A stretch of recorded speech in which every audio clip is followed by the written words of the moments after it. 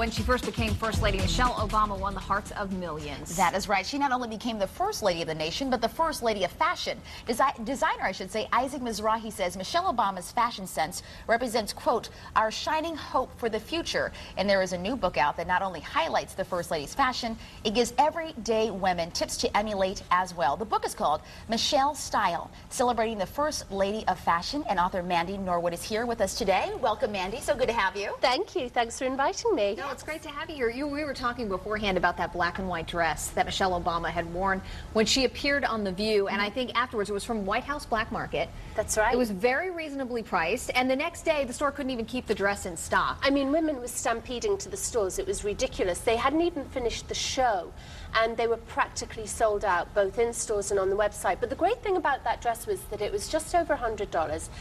So most women could afford it, and because it had this wonderful sort of empire line and it was black and white, it was something that just about every woman could wear and look amazing if you had the arms. If you had the arms, yes, which is another controversial issue with the First Lady. Everyone talking about not bearing the arms. And I mean, it's a big gamble for a First Lady, but she looks fantastic.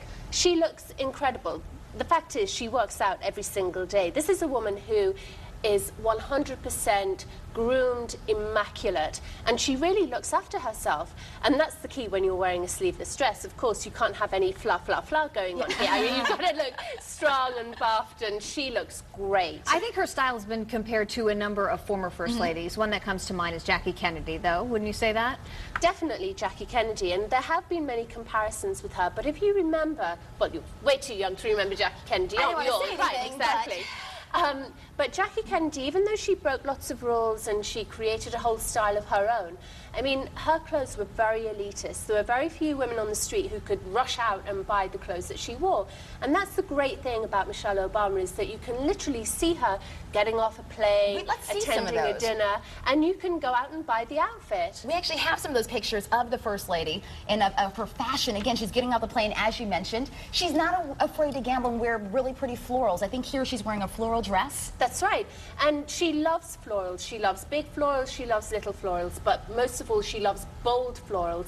And this is a dress by Cocoon, and it's very fitted, very sexy. She added her own bow to it, and it really looks very grown up. A lot of women over the age of 15 think, oh, I can't wear florals, it makes me look like my great Aunt Maud. But the fact is, she looks really sophisticated and sexy. So I think, hurrah for that, you know, love flower power. Do you think a lot of women are drawn to her sense of style because it is so affordable, because she wears so many things from J. Crew, and, and you know, any one of us can go into J. Crew and pick up an outfit for a pretty decent price? Well, she doesn't just dress affordably, let's face it. A lot of her outfits have been, you know, there's been a foundation of a Cocoon dress, for example. That will set you back about $2,000.